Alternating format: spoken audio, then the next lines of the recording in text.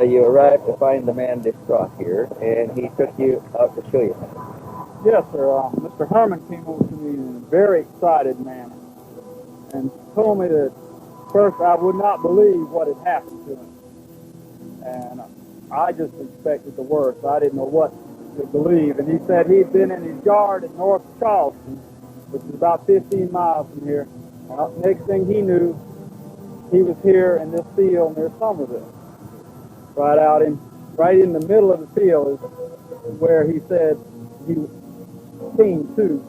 He doesn't really remember too much of what had happened that night. He said he'd been watching a bright light. It kept getting closer and closer. And the next thing he knew, he was here in this field, and he told me he believed he'd been brought here by a UFO.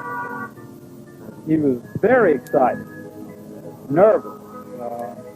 I really have never seen a man that excited. You know, it's hard to put in words, but very excited is about all I could say. Distressed, he couldn't remember what had happened to him. There was, a small part of his life was blank.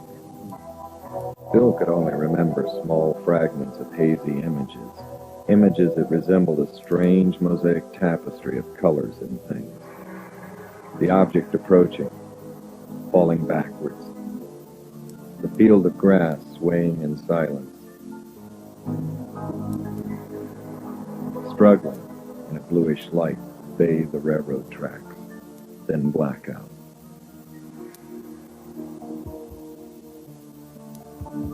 Stevens knew he would have to bring in a specialist in hypnotic regression, someone capable of unlocking Bill's scrambled memory.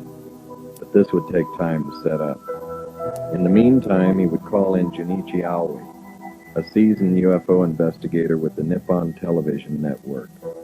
And between the two men, they would carefully reconstruct the strange events that led up to Herman's abduction. 3 months earlier, this had been a construction site for a new subdivision. It had offered Bill and his wife Patty a panoramic view of the surrounding area to observe the bright, noiseless object in the night sky. This particular evening we were out here. We were sitting, it was about a little after 9:30, almost 10 o'clock. And we saw the object come up, my wife and I. We saw the object coming up this way, up the river. And it was about maybe 900,000 feet above the water. Just a disc of whitish light. And then it kind of rapidly gained altitude, going up at a apex of a triangle, if you don't understand. And then we lost sight of it for a moment. We were both standing outside the car. All of a sudden, right over this area, the big light, it's a light that was coming straight for us. Our car is parked over that direction. And we got frightened. My wife got frightened very much. And we just left. I turned the car, jumped in the car and turned the car on. And started to speed out.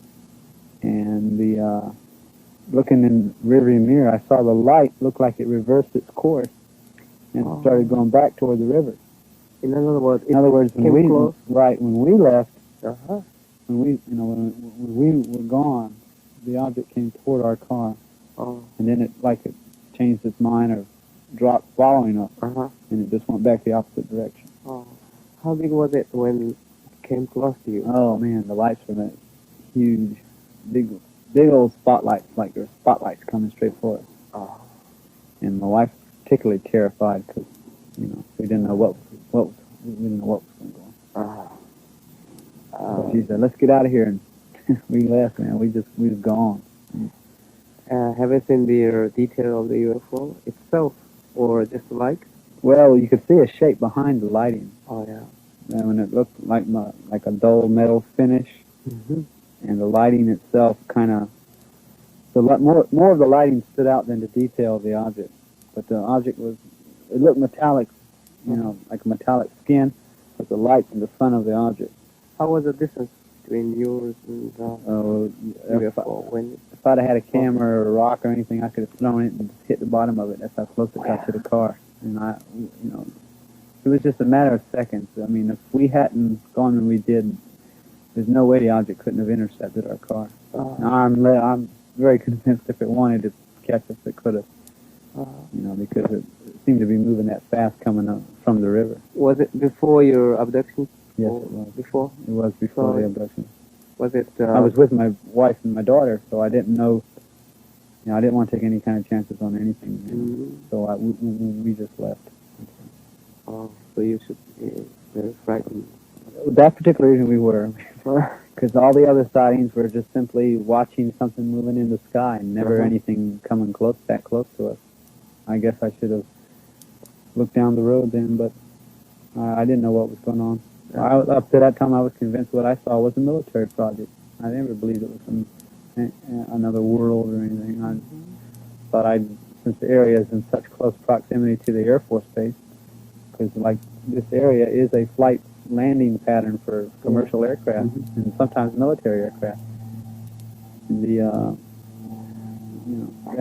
was my thoughts back then. Noticing that Bill is near emotional trauma, Junichi quickly changes the subject. And then most of the sightings afterwards, one of those, or a C-130 turboprop, would come up and down the river, just fly up and down the river. I kept thinking, wow, man, I don't believe this. Because, one of the feelings in my mind, and my thoughts, was, when you see something, it seems distant. In other words, removed from you personally. But this thing reacted personally. In other words, that not only were we watching it, but by coming toward us, it was watching us as well. Not just performing the delight of us, but it seemed to react to our personal presence, and it reacted by coming toward us. And of course, it frightened us because I never saw it that close. And we left. After the frightening experience, Patty's fear would overcome her curiosity. She would beg Bill to please leave well enough alone. He would agree, until 3 weeks later on a Sunday morning. Patty was home, I believe. Yeah, our daughter was sick, and she couldn't go to church. So I got in my car to go to church, and I'm driving down Dorchester Road. And since that last sighting, I had kept my camera in my car fully loaded. I wasn't thinking about UFOs. In fact, I was listening to some hymns on the radio, Christian hymns. Just minding my own business when this thing shoots across the road. Silver, with a halo of light on the bottom. It's the most pretty thing I ever saw. At first it was silver, pure silver, and then it just changed like somebody got a rheostat in a dining room and turned it. Bright, dim. This thing was going up this way and back this way and back this way. And getting so precise in its movement. That's where I connected the term in my mind, triangular pattern, because it went up like a triangle and then skid up and down this way. And I don't know the purpose of it, maybe to attract my attention. I don't know. The triangular flight patterns would remain a mystery.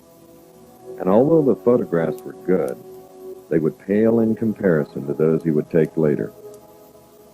As the investigative team neared the location where Bill took his dramatic new series, Stevens became concerned. We would be filming near a strategic U.S. Air Force base, and I was concerned that this might cause problems for all of us. As a retired lieutenant colonel with the U.S. Air Force, I knew that the military could be unpredictable at times, especially when you have a foreign film team operating on the edge of a restricted flight line. And we were here investigating an unidentified flying object, a UFO, that was intruding in military airspace.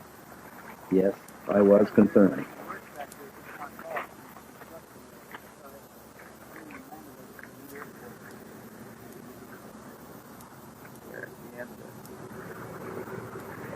Take off on landing already.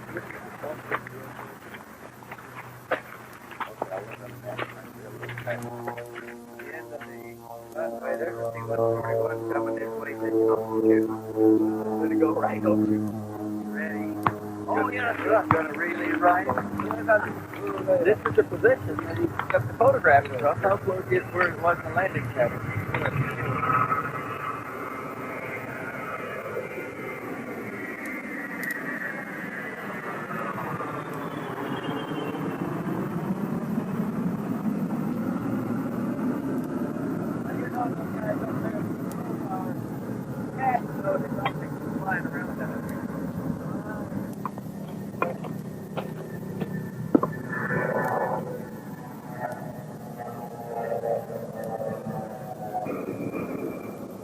The photo session at this site was most intriguing. Had Bill simply followed a hunch, or had he been telepathically guided to the location? Another mystery without any clues. Like I say, I was at work, and I left work to come home. Was on my way home. And on my way home, I had that thought. It was like a impulse telling me to, go somewhere. And I started to think, where should I go for myself? And then it was like in my mind, I got a mental picture of this area. And I knew it was near the air base. I knew where everybody parked. Got back here, and I wasn't back here 10 minutes when I could see the object. I don't know exactly where I saw it first, but it circled the area, and I saw it. And I saw, the first thing I noticed was it was much smaller. I mean, it was, prior to other ones were anywhere from 40 to 65 foot in diameter, but this one was 20, 30 foot. And another thing was it was very, very different. It was different in the sense that instead of being orange and silver, it was just like a silver metal appearance. Yeah. And not only that, but it had two domes, one of them on top of the object and one of them underneath it. But it looked sealed in metal. In other words, you didn't see no windows and no holes and nothing. No windows. No. Oh. I did not see any windows. It was just surface metal all the way around. Almost like sheet metal formed into the shape of a disc with two domes. One on top, one on the bottom. How was the dome? Was it transparency? No, it was solid metal with the rest of the disc. And it was all colored silver with the sun shining off it.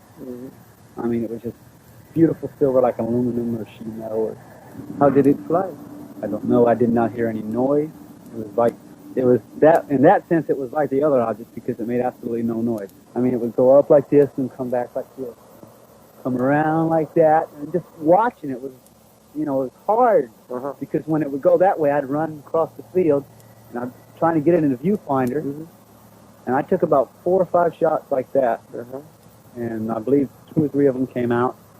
And 2 came out empty sky. Well, in the course of the sighting, the object was going like this way, and then it reversed course and went back that way until it was like hiding behind some trees over there. Yeah. And I stopped and I thought for a moment it was going to be gone. But instead, I saw an airplane coming this way. And, I saw it getting closer and closer. At the same time the airplane was halfway from those trees to where I was at, the object came from behind the trees to start to follow the airplane. So, and the way the airplane was coming in like this, and the object like came around like this. It started to come around like this, and instead it went back this way, and on these sides of the trees. And as the C-130 passed over me, I took a picture of it. And then I swung back. By that time, the object had gone back over here. And then it started to go back. I took some more pictures of it. Then it came over me like this. And the sun wasn't like this as much as it was over this way. And when it did, the object went straight up into the sun. And for a moment, it was cast. The sunlight hit it. It took on a dark shape. And I got a picture of that. I did get a picture of that. And then the object looked like it went straight up into the sun after that. I mean, it just climbed and climbed and climbed until it was gone. And I stood in the field, shaking my head, trying to figure out why I was the one seeing all this. Waiting for someone to pull over and get out and say, what the hell was that? Or something to that effect. Excuse my French, but I mean, that's really, I was trying to think of what, first I want to guard the film, I was praying all my pictures came out because I knew I had some good pictures if they did come out. Right. What do you think the military people? I'm positive they had to see it. I know for a fact that Air Force people did because it wasn't hid behind the trees where you couldn't see it. It was like, see that big tree? Uh-huh. It was like on the other side, they were just sitting there next to the tree, just hovering right there. And when the airplane came over and they came back, if the pilot saw me, I mean, imagine the pilot that low to the ground. Here's somebody standing there with a camera taking pictures of his aircraft. I mean, he had to see me on the ground. This is an open field. Right. And also the radar man have known about it. Oh, I'm positive the radar. Right. The thing was 1,500. At one point, I'd say about 2,000 feet above the ground, 2,000 to 3,000. And from what I've talked to radar people, they say the radar will pick up anything as low as 800 feet. You know, if they find it at 1,500, they'll sweep the area and then come back and sweep it, try to get the lowest sweep possible in order to detect the object on radar to get an echo fix. And if that was able to happen, well then obviously somebody over there saw something.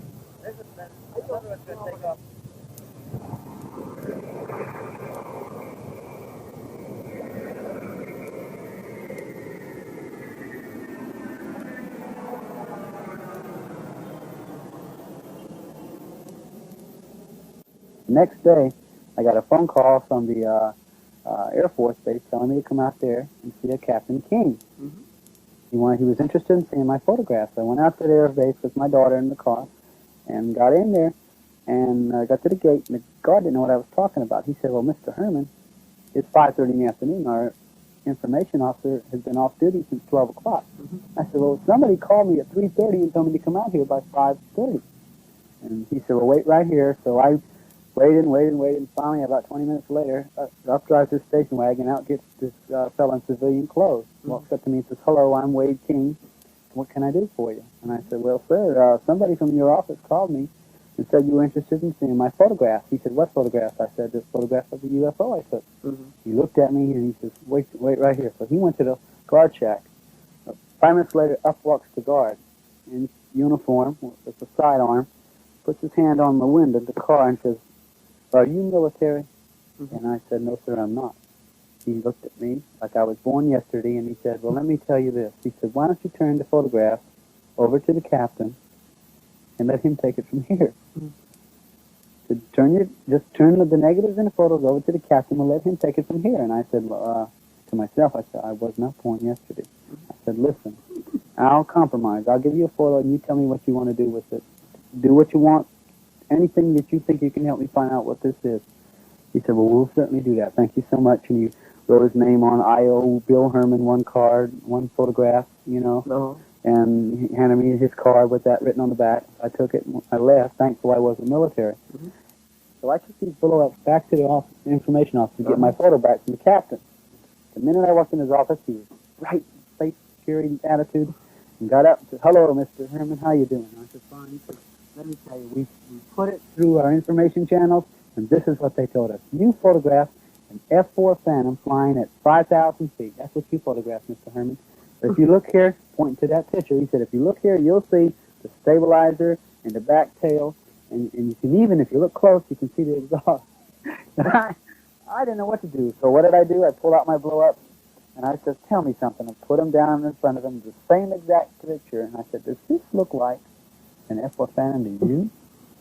And he looked at it, and he kind of went like this. He says, now listen, he says, if I was you, I just forget you saw it. I didn't know what to do. I didn't know what was going on. I certainly didn't. And as far as I knew, what I'd seen was a military project. I didn't believe it was from outer space or anything like that. I thought, well, man, you stumbled on a military project, and what proves it? The attitude of the Captain King.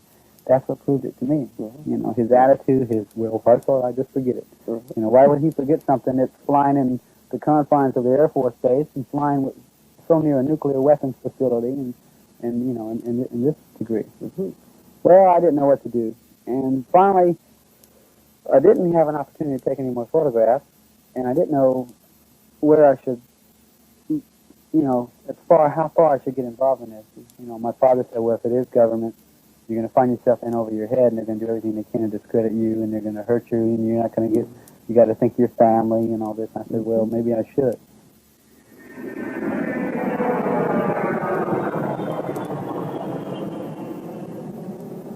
I got a phone call about, I think it was 1, 2 o'clock in the afternoon from a gentleman who identified himself as Tom Olson. He was in town from Riderwood, Maryland to investigate the UFO sightings and the earthquake phenomena in Charleston, which has been going on, roughly since October of '77. And he told me that he was here to investigate this. He was going to take some photographs of the areas where all the UFO sightings had taken place, and that he was going to make available to me copies of the information and his conclusions and findings. Talked with much authority, a great grasp of my naive knowledge of the subject, and suggested could we meet. About 3:30 he arrived at the house. He had a Maryland driver's license with his picture on it, and then he showed me a retired military ID card, and I believe it said United States Air Force retired. And then he showed me a Social Security card, and then what they called the UFO Information Retrieval Center ID card, which was a long title, but still, it was, with a picture and with a thumbprint on the front of it. Got in the car, and I had my pictures with me, and I said, here, would you like to see the photographs? Because I was impressed with the photographs as far as, here's something that shows I'm not hallucinating. Right.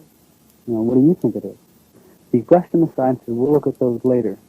Tell me about your experience. I told him. I told him about the earthquakes. I told him about seeing the object. Told him about the photograph in it.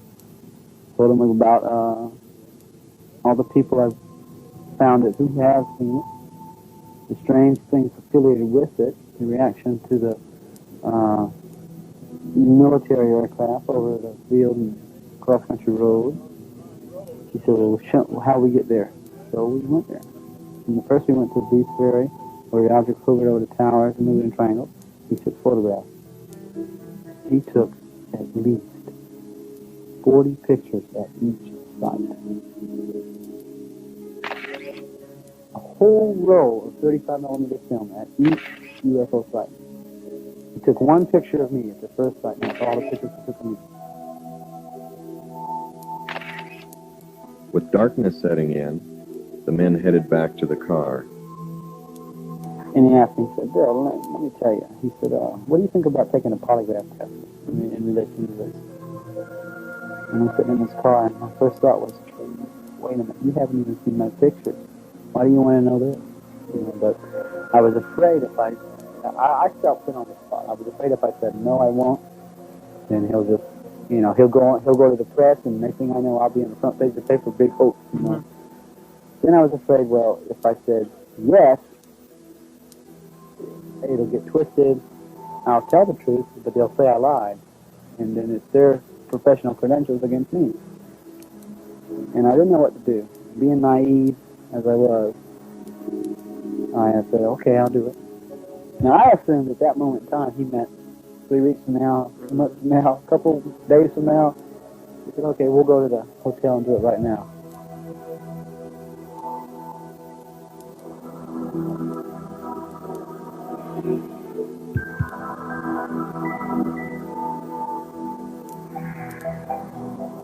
We walked through the door, and I'd never been in the Mills house. And I was stunned by the beauty of the inside, the big chandelier and the beautiful furniture in the different adjoining rooms, and the soft music playing in the background. And Mr. Olson, he looked at me, he said, this is a nice place, isn't it? I didn't know where I was going, I was just following him.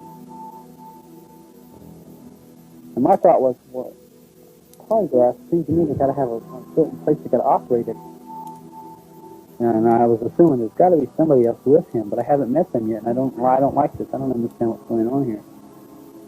Seems like there's something not right here. But I wasn't going to blow the whole thing and walk out. Say, no, I don't want to do this now.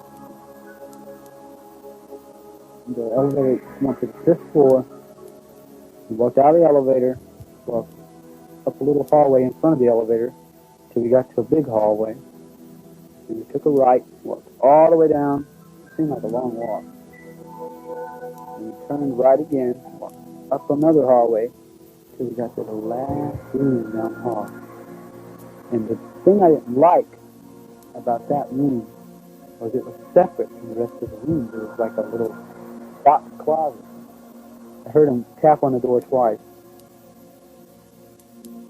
The knob turned. I walk in the room and there's two other people in there. And one of them introduced himself as, he kind of mumbled when he introduced himself. He said, "I'm Dr. Blah, blah, blah." Shook my hand. The other fellow says, "No, I'm so-and-so with the Riderwood, Maryland Polygraph Association," or something like that. He said, "Well, sit over here." And there was looked like a flat machine, looked like a briefcase almost. And when you open it up, there was like a polygraph, the polygraph machine itself. You know, there was all kinds of little wires running out of it. He did not ask me to sign anything, which I felt, not that I wanted to sign anything, but something in writing to protect my rights, you know. But even when that thought crossed my mind, I dismissed it. I was manifesting naiveness. I wasn't scared as much as I was. I don't like this. You didn't even tell me there were two other people here. You know, and I was wondering what was going on. But if this is the way they operate, well, maybe I'll just sort of go along with the tide. But when the doctor, that guy who identified himself as a doctor, walked over to the bed, picked up a black satch doctor's bag, and pulled out a hypodermic needle and a little syringe, put them together, and then reached in the bag and pulled out, looked like a greenish liquid. Put it into the needle, because this is going to relax you. Now, I was scared. And I wasn't afraid I was going to die. I just didn't know what he was going to put in me. And I started, my voice quivered, and I asked him, "Are you sure that won't hurt me?" He said, no, Bill, this isn't going to hurt me. And I rolled up my sleeve, and he punched me right here. And I saw it go in me, and I sat there a minute, waiting for me to die, and I didn't die. And I sat there, and I felt very, very relaxed. Very relaxed. And he started asking me questions. "Did you see a UFO?" And I said, "Yes, I did." And the doctor marked, the polygraph guy marked something. He asked me another question. "When you saw the disc, did it change color?" And I said, "No, it didn't." Because it didn't. And he marked it. And it seemed like his hand moved slower that time. I didn't realize it, but I was getting sluggish. I was getting more relaxed. I didn't realize it. And he asked me the third time, and it wasn't like I was in a trance, but I was just totally relaxed. And then he asked me more questions. He would rephrase questions, ask the same question and rephrase. Now this went on for, oh goodness, it seemed like an hour and a half, until finally he said, "That's fine." And he put down his thing, set it down, and he said, "Okay, I'm hooking." And I was drained of energy. I mean, I was literally, oh man, tired. He said, "Well, go in the bathroom, wipe your face off, put some water on your face, and relax. It's over, don't worry." And I was in there and I did that, and they conferred for a moment. I didn't hear what they said. You could hear them mumbling at each other, and I didn't hear what they said. But because I had the door half shut. But the minute I came out, they all walked away from each other.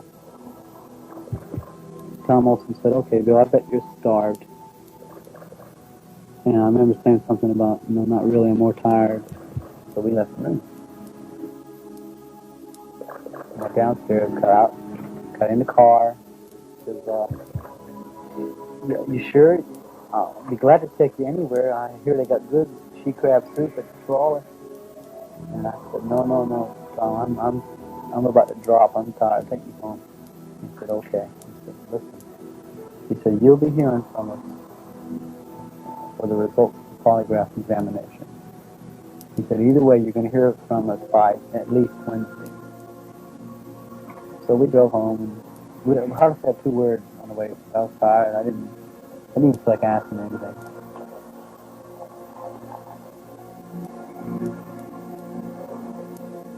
We pulled into the yard, and the minute I opened the door, the cold air hit me.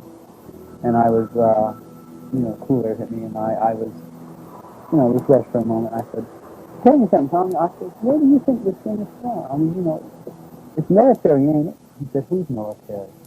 And I said, our military." And he said, "I wouldn't bet on it." And the way he said that, I'll never forget it.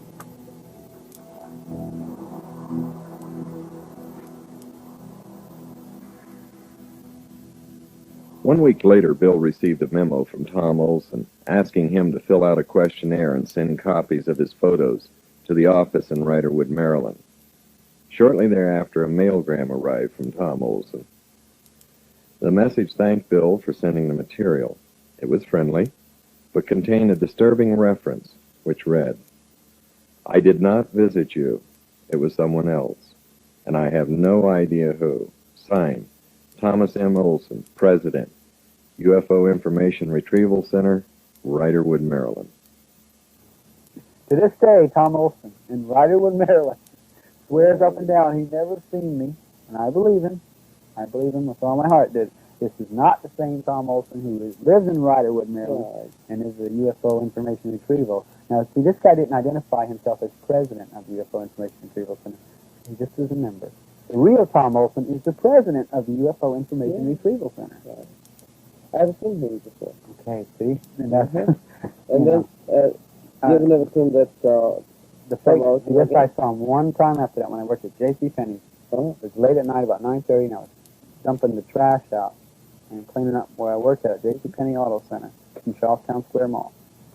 And I opened the back door, and here's this car sitting back there.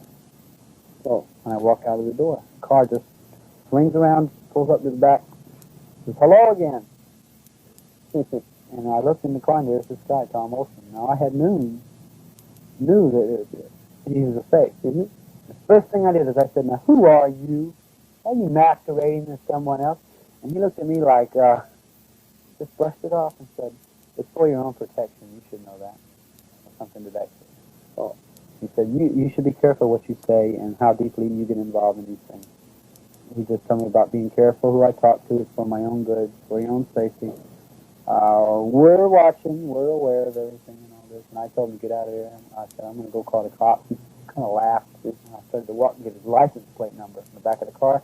And I started walking toward him. The car backed up. I walked in the car, just backed up all the way and took off into the traffic. He got away so quick I couldn't even see the back of the license number. I couldn't even get no numbers or letters or anything. Oh. But when I started to walk behind his car to get his license number, that's when he took off. And you never seen him? I haven't never seen him face to face again. And what do you think? I think he's either CIA or I think he's part of some conglomerate that looks into these things for the government, off the record, and does it solely to either confuse everyone really involved in it or to discredit any people who come into contact with UFOs, I believe. I think that's his whole purpose, isn't it? Not only had Bill and his family been targeted, but harassment was now being focused on the investigative team. Promoting the truth and the facts. After we spent a whole afternoon and an evening interviewing like we did here this evening, and everybody had gone home, and we went to bed about 12 o'clock. It was pretty late at midnight, and I was just getting to sleep at 12:15. The telephone rang twice, and it didn't ring again. So I picked up the phone, and nobody on it, and I thought, well, somebody dialed wrong. So I went back to sleep, and it rang again twice, and I woke up or was sleeping light enough. I heard both rings, and I thought, well, somebody is trying to call. I picked up the phone, and nobody on there, but the line wasn't closed either. The line was open. I could hear that, but nobody talking, nobody breathing, anything. So I hung it back up, and I dialed the desk downstairs, and I said, did you call me? And he said, no. I said, did any calls come in for me? He says, no, there hasn't been any calls on the switchboard. It's 1:15. So I hung it back up, and I thought, well, that's strange. And at 2:15, I got another 2-ring call. And I picked up the phone. I said, who is this? Nothing. The line is open. Nothing. So I called down to the desk again. I said, is there any way that my phone can be rung? And he says, not unless it comes through this switchboard. I said, has anybody called? He said, no calls have come in.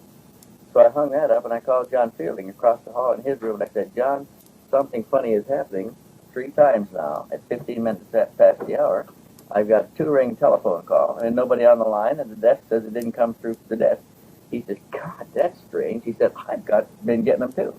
He said, I got one at 12:15 and 1:15 and just a couple of minutes ago. And it went on at 3:15 and 4:15 and 5:15, the same thing. Both of us got it.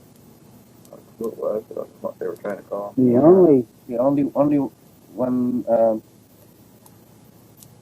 possibility is that somebody who was staying in the hotel Somebody Right. staying in the hotel can ring the room number without going through the switch. Well, it goes through the switchboard, but it doesn't light it up. Could have been somebody picked up a phone in a hallway Or Yeah. another room. Or Somebody in another another room could dial my room and let it ring twice, but it would have to be deliberate now. Mhm. First it could be accidental, but it's not accidental if you get it 2 rings each time. Mhm. And it happened 5 times during the night at exactly 15 minutes past the hour, and there's nobody on the line. Mhm. There's too many things there that it can't be coincidental anymore. It can't be accidental. Right. And for 2 different rooms across the hall, the only ones that were being disturbed. So that's a kind of warning. I mean, I don't know what it was. I was talking with Harry Levelson over the phone long distance in New York. I believe he was at Omni offices at that time. Or I don't know if he was at his home residence. But anyway, in the course of our conversation, there was this noise, duplicated this way. And the phone itself in our conversation didn't start the minute we started talking. It started when we started talking about the UFO. It was like no. just noise, just a click, click, click, clack, click, clack, click, clack, click, click. You know, Harry says, "What is that?" And I says, "I don't know what it is." And he says, "Well, listen." And so we listened some more. And finally he says, "You know, I know what it is. Somebody's listening on us, and now they're disturbing us."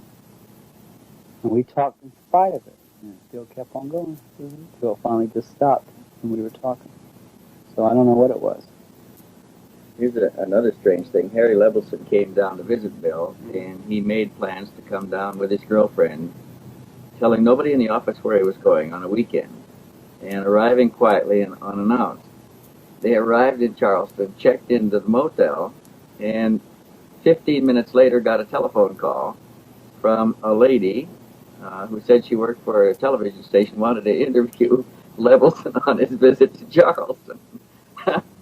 Who do you think they are? Wendell? This is not the first case that we have investigators alleging that they are somebody else, false identification. It comes up quite frequently. I have got to believe anybody that is that well equipped and has that many apparently valid identification cards is coming from an agency, a covert agency that is able to do all of these things and adequately financed. And I can only think of one that comes to mind right away, and that would be an intelligence organization.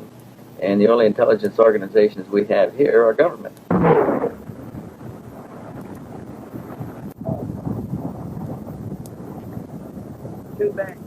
The investigators call a witness, a friend of Bill's from work, who had similar sightings of the unusual object.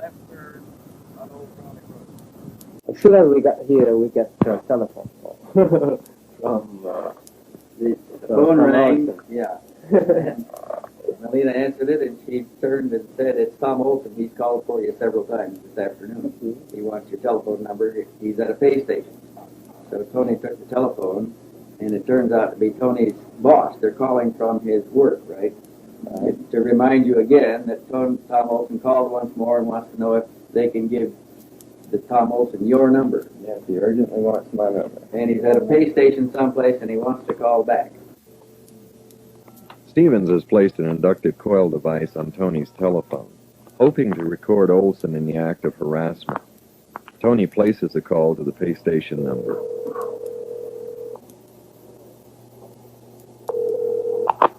Hello? Yes, is this payphone? No, sir, it's not. Do you know Mr. Tom Olson? No, sir, I don't. All right, thank you. Olson had managed to send an ominous warning. To the investigators, we know where you are and who you are talking to. We are watching and listening. To the Martins, we know where you are employed and where you live. If you value your job and your privacy, back off. Unshaken, the Martins agreed to the interview. We passed the Kings Grant area on Dorchester Road, and you've got a column of, it's like a wooded area. You've got woods on both sides of the road. And it seems like it just hit us at the same time to look up. On my car, all the windows are tinted in my car. I've got a band across the front windshield that is blackened out, and you can only see at night. It's real hard to see out of any of the windows unless you see something that's coming directly in front of you. Okay, I'd say the object appeared at an altitude of probably about 500, no more than 1,000 feet up. Is when I first saw it, and it was anywhere from an eighth to a quarter mile in front of us. It came down, I'd say, at about a 70-degree angle. Okay, it came from an easterly direction, came down, and what I really noticed about that was strange. Bill said, "Look," he said, "it's doing triangular patterns." That's what it was doing. It was a glowing object doing triangular patterns through the sky. It came down at about a 70-degree angle. It made a loop, probably about, I'd say about 100 feet above treetop level. Came down, made a loop, and went back up at the same type angle. And I thought it was really strange that they would come down and they could only be seen directly in front of us. Okay, and I didn't think there was any mistaking of it being the object because of what he had told me about the object doing triangular patterns. So we saw that, went a little bit farther down Dorchester Road, and we turned into another subdivision called Forest Hills. We went back in that area, and you've got the Ashley River area. It's marshy. Right. We went behind a house there, and we just stood around. He just had an impulse to turn there. We went back there, and we stood around, and it was like someone cut on a light bulb out in the far distance. Just saw a bright flash, and then went back out. And I thought about it. It could have been the object. It may not have been. I took into account quite a few different things. I noticed that just prior to seeing the object, we had a C-141 fly overhead. And it was heading towards the base. You could tell the size of it, the lighting, things like that. You can usually tell, what type of object you have in the sky. I've been around military objects for quite a period of time. I've lived on military installations all my life. I've seen, what flies and what doesn't, and I've never seen anything like that. Tony would answer a nagging question that had eluded the investigators. How long had the Charleston area been undergoing UFO activity prior to 77 and 78? I had my first sightings back in 1973 while I lived on Charleston Air Force Base.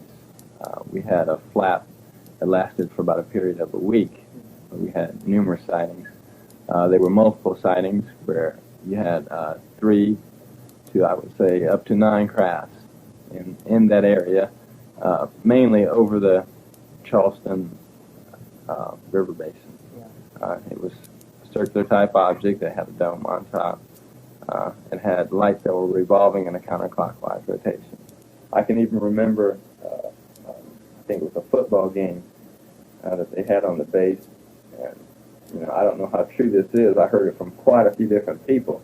They said a saucer-shaped object came over the football field, hovered above the game for a period of 5 or 10 seconds, and then just shot off towards the Ashley River area again. When was that? This was right back, I guess it was during 73, 74, right around that same period of time, when we were having quite a few UFO sightings in the area. Which area is the most frequently you have observed the UFO? Okay, it's always been associated right around the Ashley River area. From Somerville, I'd say up as far as the end of Dorchester Road. So it seems like most of the sightings are associated right around a military type installation and also around the Ashley River area. Yeah. There have been numerous sightings, particularly right around in this area. There's been the Barnwell nuclear plant, Naval Weapons Station, the Navy base, quite a few right around the Air Force Base. It seems like whoever or whatever we're dealing with, they tend to want to know something about our military. Is there any possibility that... Junichi asked Tony if there's a possibility that the objects being seen could be a secret military project. Of course, you have to take that into consideration. That could be something like that, but unless our technology has really advanced beyond the point that I think it has, I wouldn't necessarily consider it to be so. I would tend to rather think that it is something of either an extraterrestrial type nature or something that's totally unknown to us. Yeah. Knowing that they are under physical surveillance and possibly electronic surveillance, Stevens calls the next witness from a safe phone.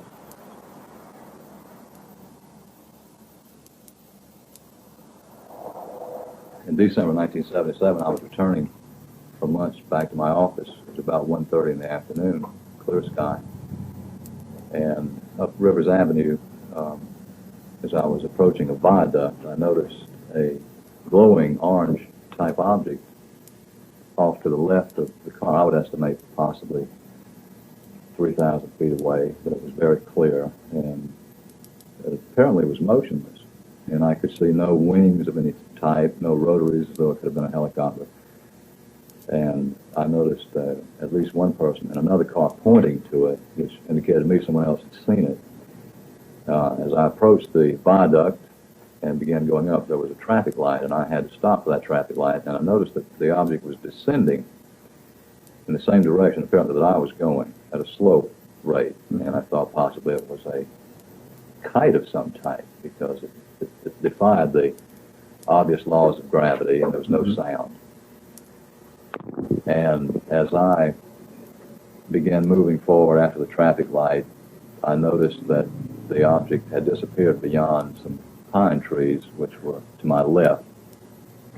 And I looked straight ahead, and I could see the object apparently crossing Rivers Avenue beyond that sign at a good distance away, but it was at an angle. I could tell it was a disc-shaped object. It had the definite orange color, and it apparently was moving with no wings or no rotors as a helicopter would. It was not a bird. It was very, very clear.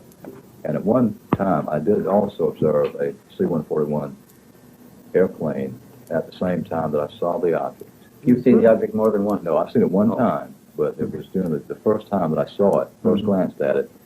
Way beyond the object was a C-141, apparently coming towards the Charleston Air Force Base. Yeah, I was going to say the description you just gave of Rivers Avenue and the viaduct and looking and going towards the trees positions the object roughly in the vicinity of Charleston Air Force Base, or just to the east of the base. Just to the east.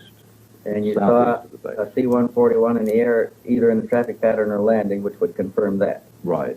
So the object was operating within the landing traffic pattern of Charleston Air Force Base, if we're guessing right. That's correct. I would estimate that possibly the object was, I would say, between myself and the Cooper River, which is the Navy Yard facility.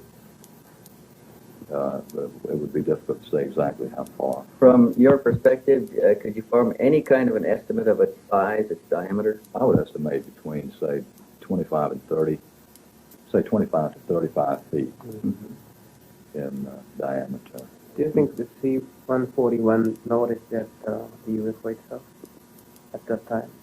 It would be difficult for me to Yeah. think that the C-141 would not have noticed it, because it was in the sky and Bright? bright.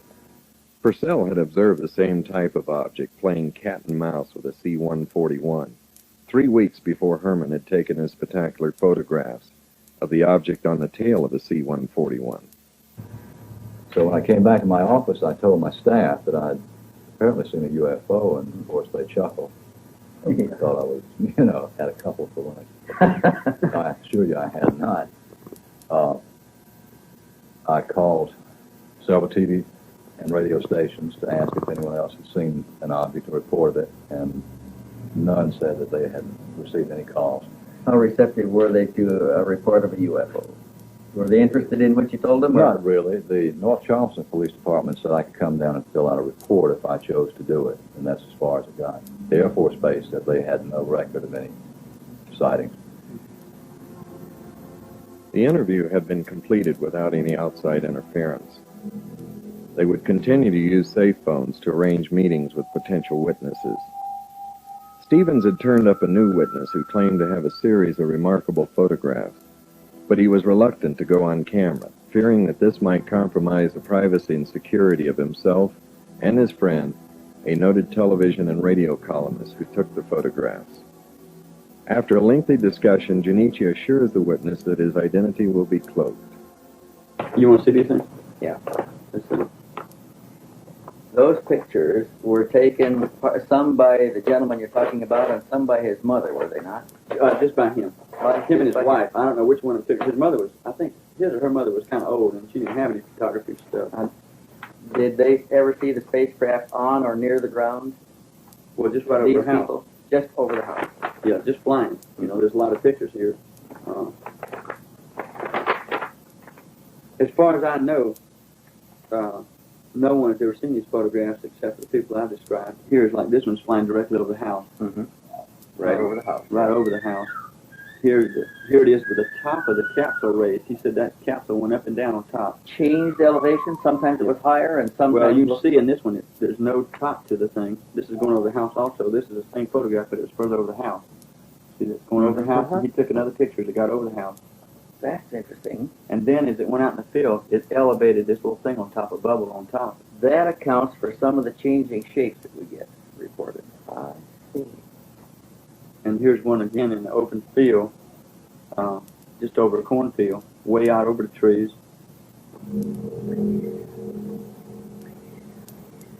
He said the motion pictures are extremely good. He said they were real good. Imagine that. Right. But Because he got it going over the house and in the woods and out in the field and all that kind of stuff. You know, they said they were tremendous pictures.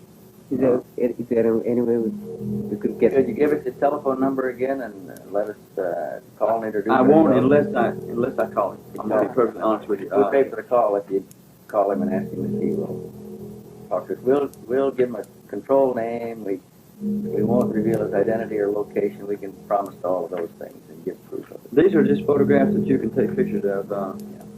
And like this is one that's going into the trees and going a little further and so on and so forth. And because of his wife, I don't feel like he'll ever do anything as long as he's living. Because she is still terrified. Yeah. Totally. And there's very nice people. And they're very rich people. Okay, so it wasn't a case where they couldn't protect themselves with money, and they could, but it doesn't seem to bother them. They're still scared. He said, and eventually, these people are going to contact you. He says, if you start this thing up, they're going to contact you. He says, and I know what I'm talking about. I've talked to other people who've been through this thing. He says, that's the reason we're totally silent. He says, so if you want all the publicity and all the headaches you can ever get, you start revealing this. And now I don't know whether I should have listened or not. For every witness that had been frightened off, there were others who would willingly come forward to share the wonder of their experience, like the Jerry McAllister family in Anderson, South Carolina. Well, approximately 4:20 in the morning, I was awakened by a sound. I thought it was a helicopter crashing here in the backyard. And, I woke up and the whole entire inside of my house was lit up real bright and outside real bright. So I finally got to the window, in the bedroom window, and looked out and didn't see any crash of a helicopter. First thing I seen was this most perfect flying saucer you would ever see. And I never believed in them, but I seen that one. I believe in them now. But it was over the whole structure of these pine trees here. Right here, it's about 70 foot in circumference, approximately 2 stories high. I viewed it for approximately 3 minutes. But in turn, I had a broke leg, and I grabbed one of my crutches and finally hit my wife in the leg and got her awakened. And she got to the window, and she said, "Oh my gosh, how beautiful!" So it was sitting there, hovering over these pine trees, and as it was hovering over the trees, it was still floating, just up and down motion, clockwise, just like that. Then when it got ready to leave, it just turned up, tipped up on edge, and just went off like a streak of light. The saucer landed in his front yard, came down in his front yard. They went to his house, and he drew this sketch. Yeah. And about an hour and a half later, the Easley Sheriff's Department called me and asked could they come down and me draw a sketch of the saucer that was here in the backyard. I said, sure. So they came down, approximately an hour and a half. I drew this sketch here of the saucer. Yeah. And not even seeing this. they, I drew mine, they compared it, and you see how close they are. Right. And they didn't even, I didn't even know that they had a sketch. As you We do. didn't know nobody else had seen it. Didn't even know anyone else had seen it. The UFO bore a striking resemblance to the object filmed earlier by the television columnist. There were 17 people in all. 17 people gathered here before Counting, the thing counting the deputy sheriff, 4 deputy sheriffs, and our family, and those neighbors and next door neighbors. There's 17 people in all. As daybreak came at 5 after 7, that's when it got up yonder real high, and it was still bright. And then all of a sudden, it left, and it was cloudy like. Yeah, just in this area. Just in this area about through there, from where it left, it was cloudy as it could be, just like it's coming up a rainstorm. Was there any odor or smell of any kind? No smell, no odor, no smoke.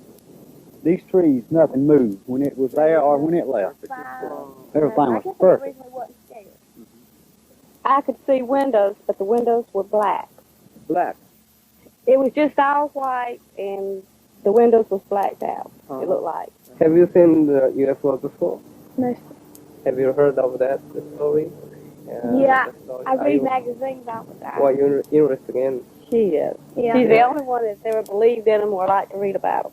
And my sister, she reads about them, and she loves it. And she believes in it. We'd make fun of her, and she would give Nancy her books, you know. Got the UFO magazine, and I would give it to me after she finished with them. And I'd read them. I'd say, "Mama, look at this." And she goes, "Oh, I ain't fooled that. I don't believe that stuff."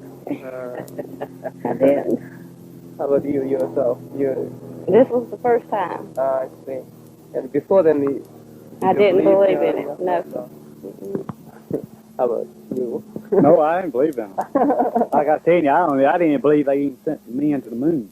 I just never could get it in my mind and believe that mess. But I believe it now. And this saucer here, it didn't come from the United States. We brilliant, but I don't believe we're that brilliant to have something that beautiful. Not a structure like this was. I believe it comes from another planet.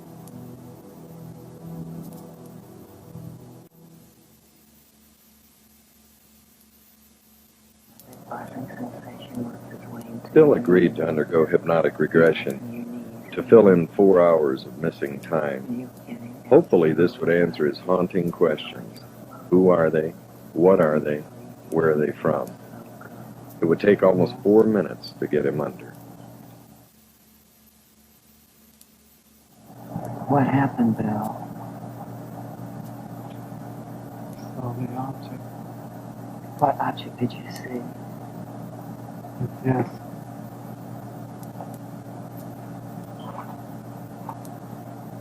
I saw it moving. I pointed it out to my wife. Just relax. Relax. Stay where you are. Keep the program where it is. Just relax. You're unaware of any sound other than my voice. It's moving over the towers. I can see it. Patty, I'm gonna get a better look at this. I'll be right back. I better call Larry. Larry? It's back over the area. Right now. Yes. Yes, I'm going up there now. You try to get on the other side. Okay. Bye. I'll be right back.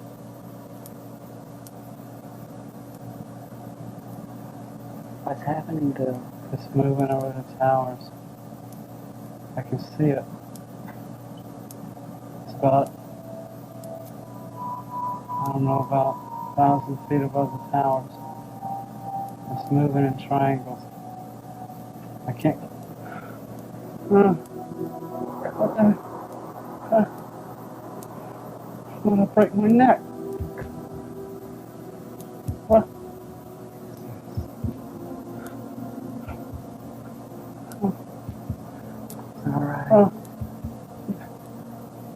You What kind of will, light is you won't experience any discomfort. what? Wait a minute. Look at the reeds. There's no wind. They're swaying. What? Look at the size of them. Good God. It's big as a boxcar.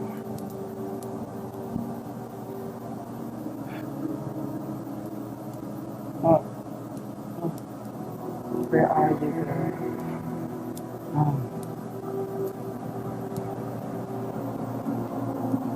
I don't know.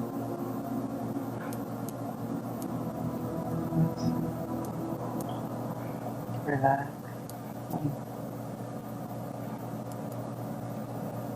My shoes. You can see my shoes. I'm lying down.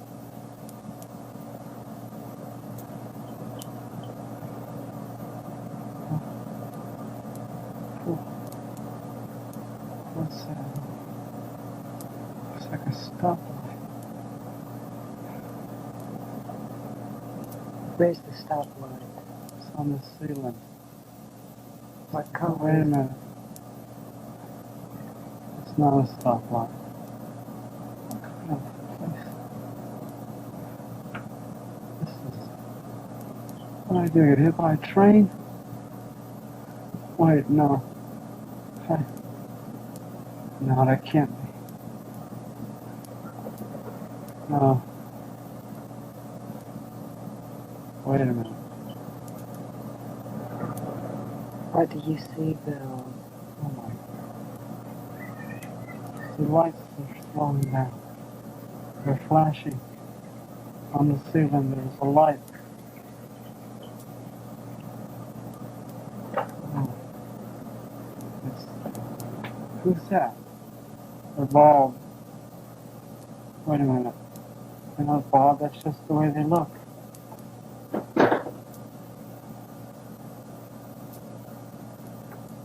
They're dressed alike. What are they wearing? They're wearing some kind of suit. Some kind of leotards of some sort. Anyway, Are they humanoid? their backs are to me. They're looking at the light on the ceiling. They're looking at my foot. No, they're not looking at my foot. They're looking at the box. There's a box. I can't move my arms. I want to sit up, but I can't. My clothes are on, but my coat's undone. My shirt's unbuttoned. Is anything attached to you? It's cold. Some kind of metal box. Flat metal box. It's cold, but it's not like water. Where is the flat metal box? It's on my chest. Yeah.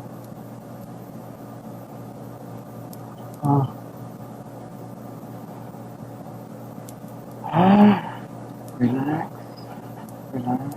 Oh, God. Who are you?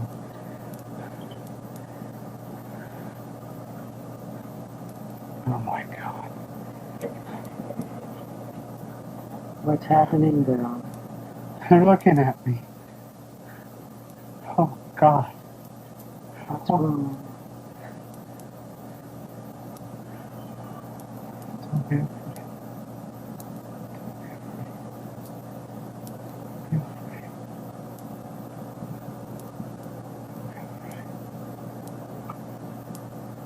Don't be afraid. They're standing there.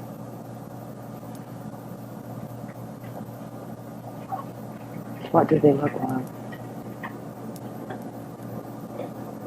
Look like fetuses. Like what? Fetus. A fetus? Yeah. A grown fetus. Wait a minute. Can't be fetus. The light, that's what it is. It's the light in the room that makes them look that way. Look closely.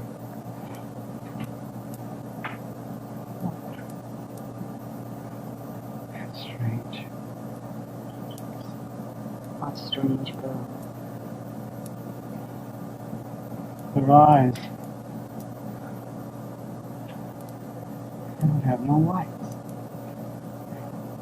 They don't have no lights. It's just brown. It's dark, black, brown. Just a circle right in the socket.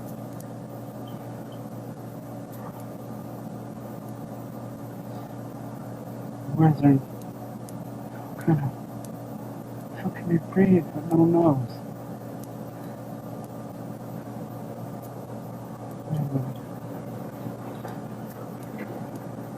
Do they have a mouth?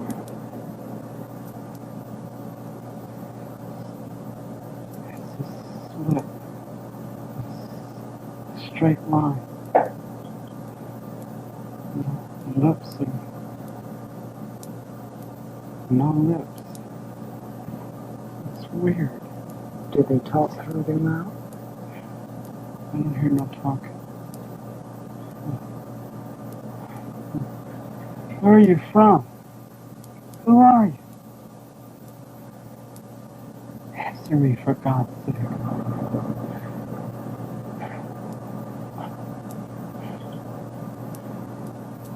Yes, it was broken once.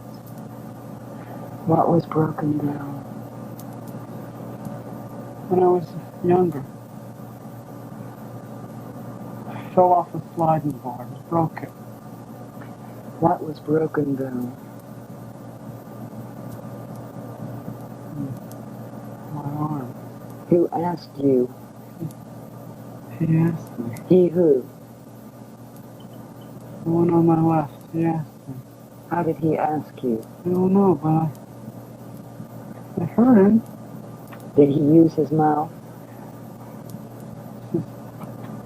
Can you talk in his lips? All right, go ahead. Wait a minute. Where are you from? All I remember is the pain. It was intense. It hurt. Bill, stay where you are. I want you to tell me the questions they asked you when you answered. Do you understand? Concentrate on what it was like. Be still and concentrate. Very well.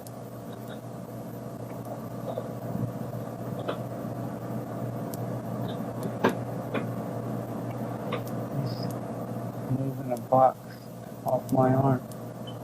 You can tell my arm was broken by looking at the box. For goodness sakes, that was so long ago.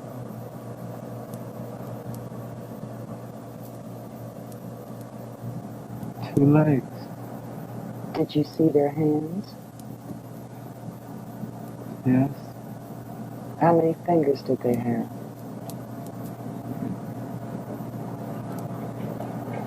They're all the same size. Lengthwise, they have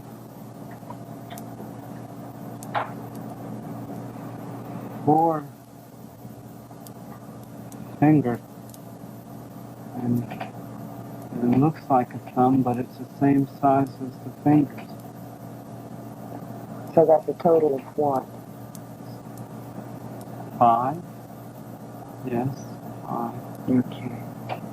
All right, now you're... Go ahead. The hand is weird. Why is it weird? You can't see any creases where knuckles go.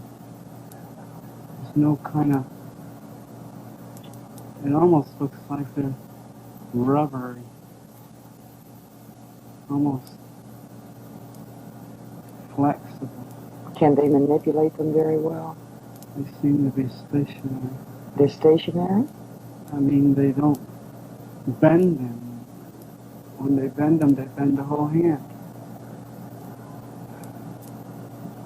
All right, Bill, let's go from... They can't even be 4 feet tall. How tall? 4.5 feet. They can't even be that tall. My goodness, they're small.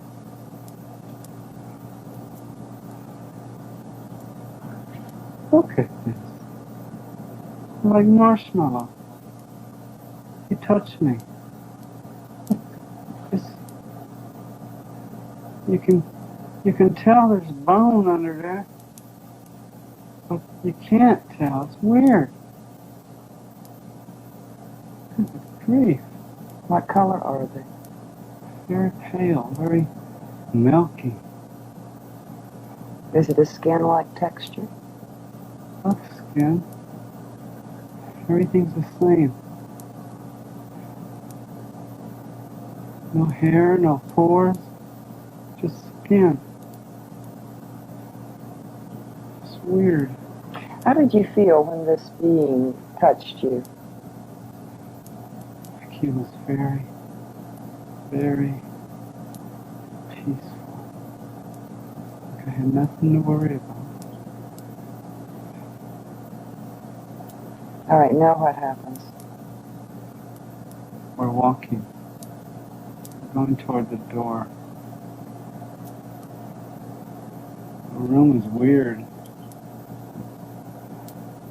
It's different. I don't see anything strange. There's no creases, no borders. And the door is smaller than the back of the room. Weird. It's distorted.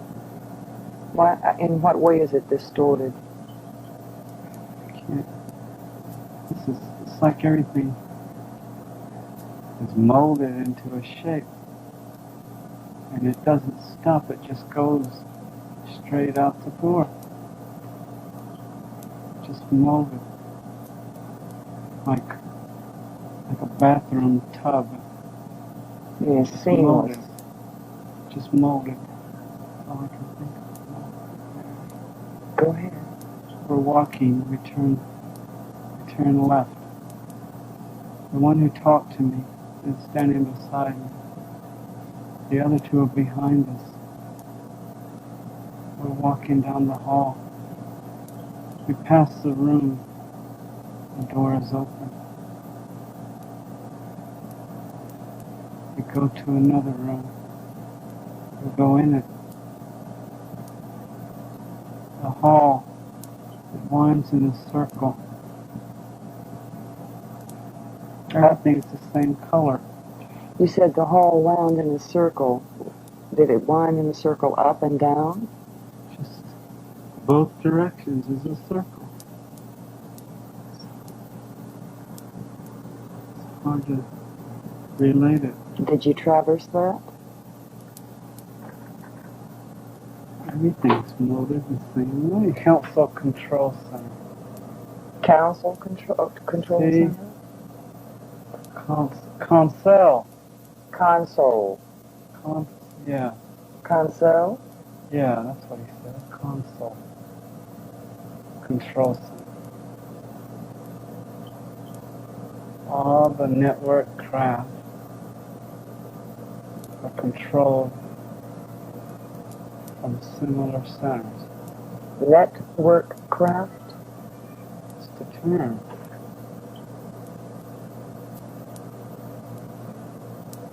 What's the network? What? Where? What did he say? He said they manipulate gravity.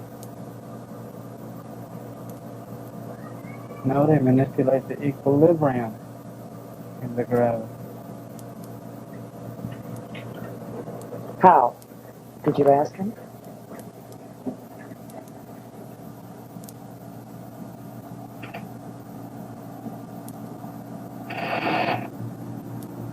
In hydrodynamics and reverse osmosis. A technique of reverse osmosis. They've been doing this roughly 50 years.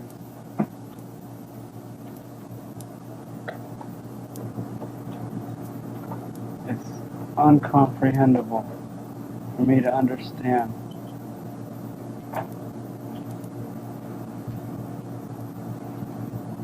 Why are they telling me this? Bill, let me ask you a question. Did they, at any time, promise you or tell you that you in any way would remain in contact with them?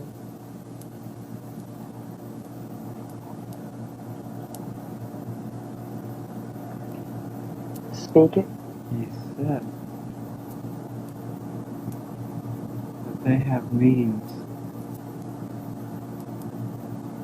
to contact those they wish to contact.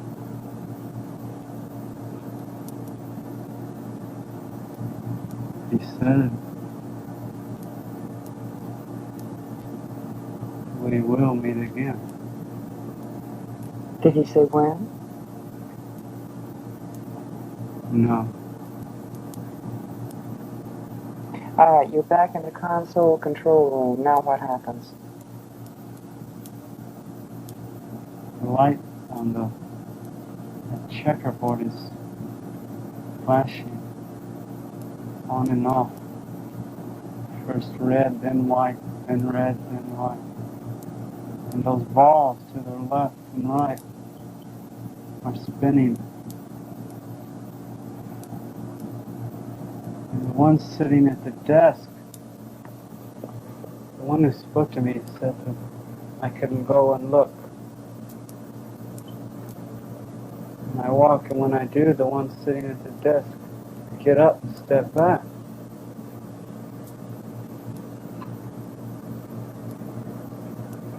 What happens?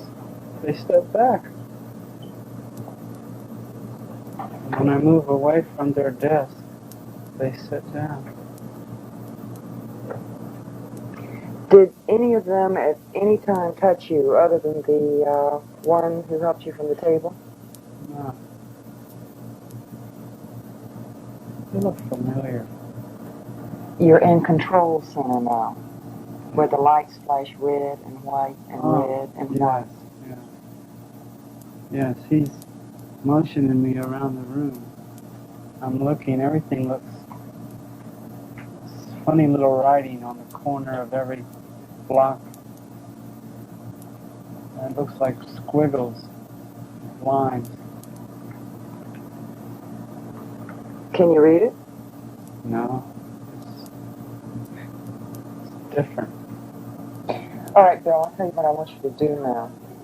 I would like very much for you to move your time to the point where they release you. Just a few minutes right before they release you. Now what happens? We're walking down the hall. We've left the place where the propulsion was. The big round balls. We went in a little closet, some kind of little room. We walked back up, like a diagonal hallway into a little closet. And the door behind us shuts and the one in front of us opens.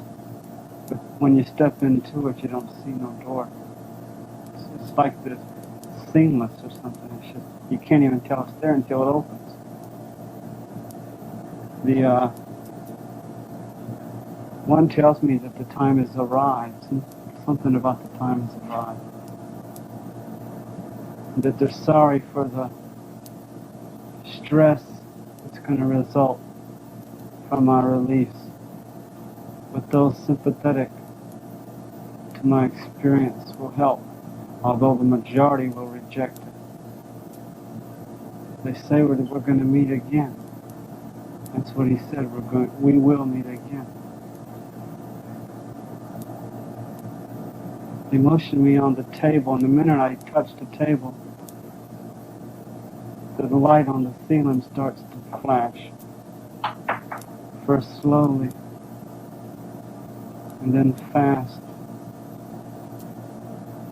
And as I lay down, they step back from the table. Did they place any restraints on you? I just lay on the table. The other one, he walks to the table, and he's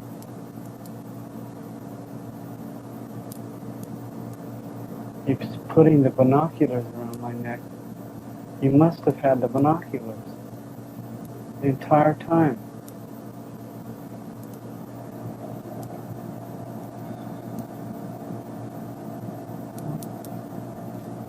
The light's flashing and they're standing there.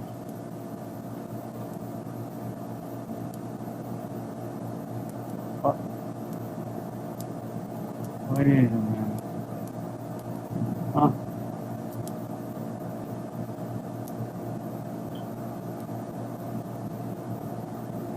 I'm looking down at my feet.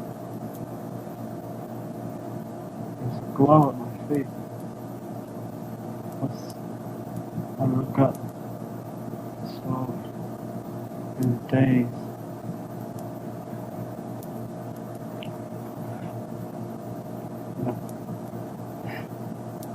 Oh God. Oh no. Calm down. Calm. When I put my hand on you, when I put my hand on you, you'll calm down. You're looking at a television set. You're looking at a television set. You're watching this on a television set. You are watching this story on a television set. Look at the television set. I'm running. Look at the television set. Describe what's happening on the television set. The object is leaving. It's going up. How did that thing move? It's going in triangles. There it is again. You're watching it on a television set? It's going to the left. You're all right.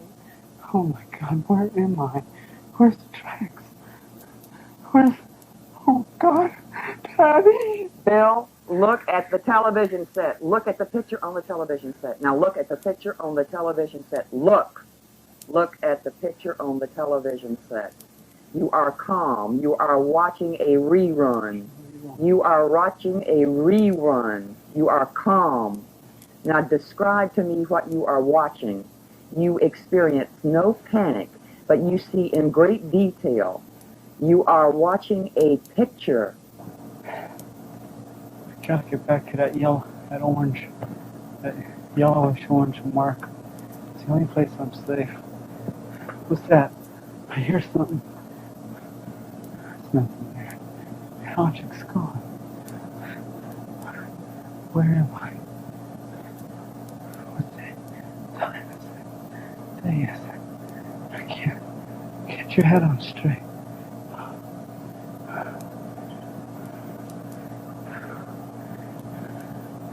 Height nor depth nor soul can reach there. Separate us from the love of God in Christ Jesus. For God so loved the world that He gave His only begotten Son. God, get a hold of yourself. Relax. Calm down. Relax. It's over with, Bill.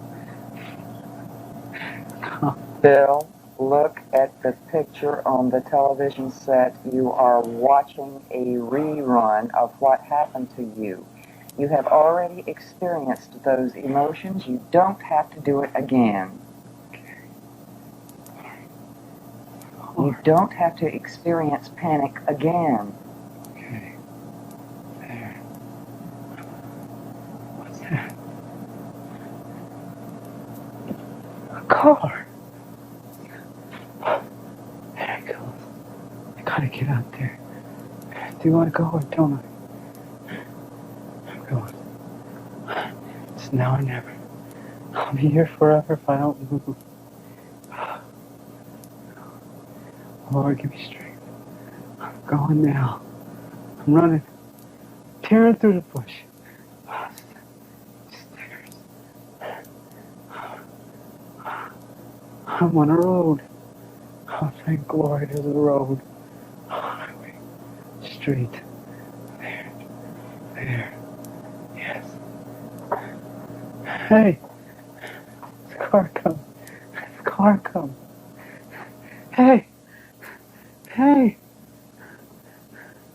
Stop. Stop. Thank God you're here. No, it wasn't a car accident. Please, get help. Where am I? No, it wasn't a plane accident. You wouldn't believe me if I told you. Please, get a policeman. Thank you. I don't mean to scare you. Please get a policeman. Get help, please. Oh, thank God. What if they don't come back? What if they don't come back? Stop! There's another car. Stop! Yeah, stop! Stop! Yes. Thank you. Get a policeman. Yeah, that's right. No, no, no, you wouldn't believe me if I told you. Just get a policeman. Call him, please. Thank you. Two people can't distract me.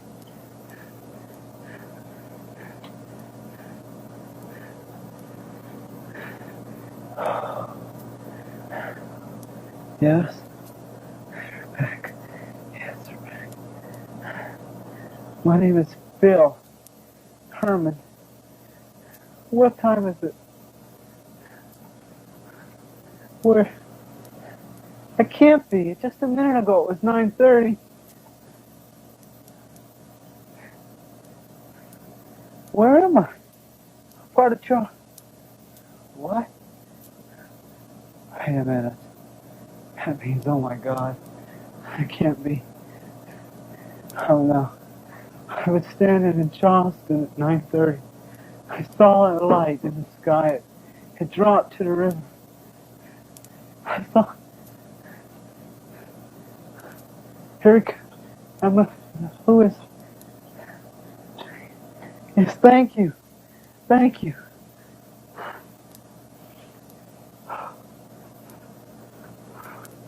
Herman, call my wife, please. Thank you. I just expected the worst. I didn't know what to believe. And he said he'd been in his yard in North Charleston, which is about 15 miles from here. And next thing he knew, he was here in this field near Somerville. Right in the middle of the field is where he said he came to. He said he doesn't really remember too much what had happened that night. He said he'd been watching a bright light that kept getting closer and closer. And the next thing he knew, he was here in this field, and he told me he believes he'd been brought here by a UFO. Listen to me, Bill. And Bill, you're floating now. You're back in the present and you're asleep. You feel very good and very relaxed. how are you? Oh, I feel like I just slept for an hour. It feels so good. Good. I'm glad you did. The session had formed a bridge from illusion back to reality, allowing Junichi to probe for more information. He asked Bill what had frightened him the most. To you. Scary thing? Scary Frightening thing, yeah. thing? I guess was the disorientation when I was released. You know, trying to comprehend where I am. I don't understand why they released me there. Why didn't they release me where I was picked up? A concern of Junichi's was how would Bill cope with the reality of the experience. I can't deal with this for the rest of my life. I don't know what to You know, I don't. It's in a way it's strengthened my marriage. In a way it's torn my marriage apart. In a way it's gotten to the point where it's not so much an obsession with me as it is a preoccupation. And if I saw the object again, I'm naturally going to be inquisitive, but I don't know what to. You don't know what they think. Right. And yeah. You know, I don't know what. You know, it seems like with all this information and all this in relation, it seems that, you know, I don't want to get into a position where there's positive deception on their part towards me. I don't want to be used as some leverage. There would be more sessions and more answers to troubling questions, beginning with, why did the objects perform triangular flight patterns? The reason why they are moving. The reason, yeah, I'm glad I got over that. Is the reason that they fly in these triangles or they perform these erratic movements is because radar can lock on them, interferes with their propulsion somehow. I don't know the mechanics of it. So that would explain in one small area why the radar doesn't lock on these things, because of their movement. They come up the river and they're flying level, and then they just crease up. And the higher they get, the more starting this thing they do. But they seem inside the object to be able to stabilize everything inside so it doesn't tear itself apart like a jet would if it started doing these acrobatics. Junichi asked if any of the objects had crashed due to radar lock-on. I believe this was back in the 60s or 50s, that radar had interfered with the propulsion of one of their network vehicles, and that the object itself had to make what he termed an impact landing or a crash landing.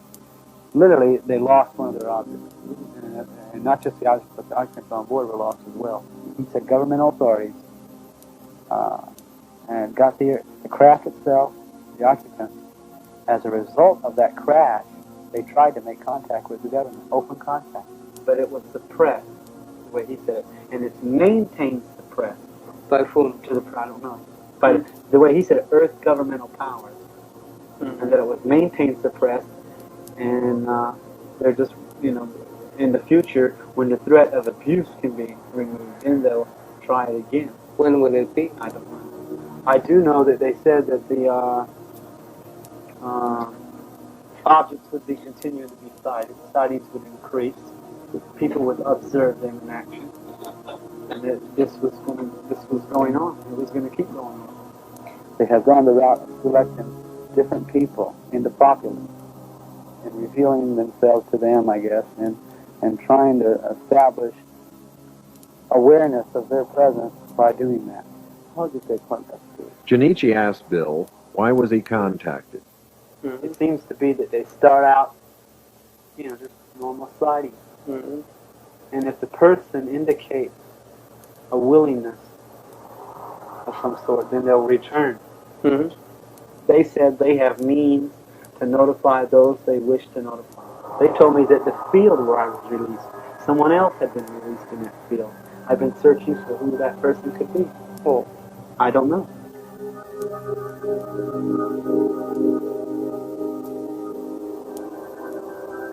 The investigation would wind down, even though Bill continued to search for clues into his past.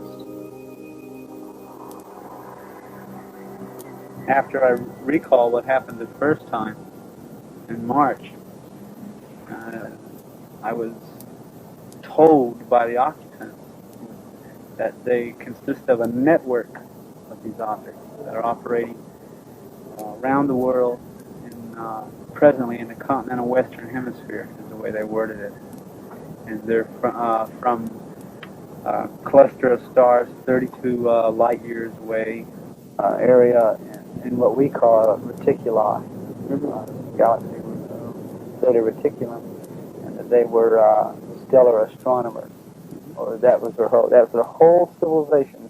That's what they were geared to: stellar astronomy and life and study of life all across galaxies, and that they're a network sent here to initiate what they call direct observances, and they conduct inter-atmospheric flights and direct observance of people.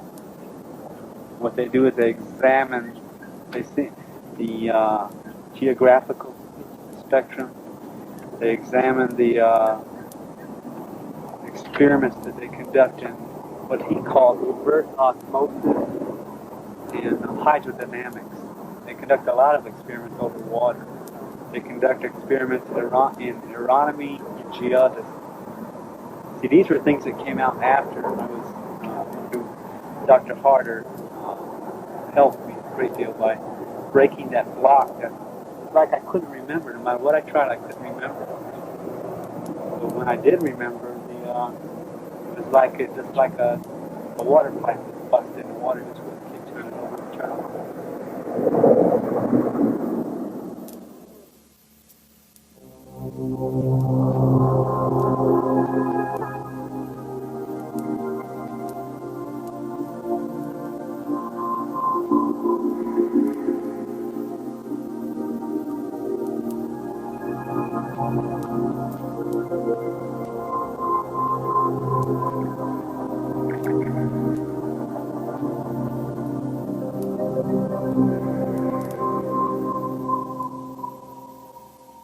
There's like a reddish background, like almost like combat lights in a military ship, like a darkroom red light.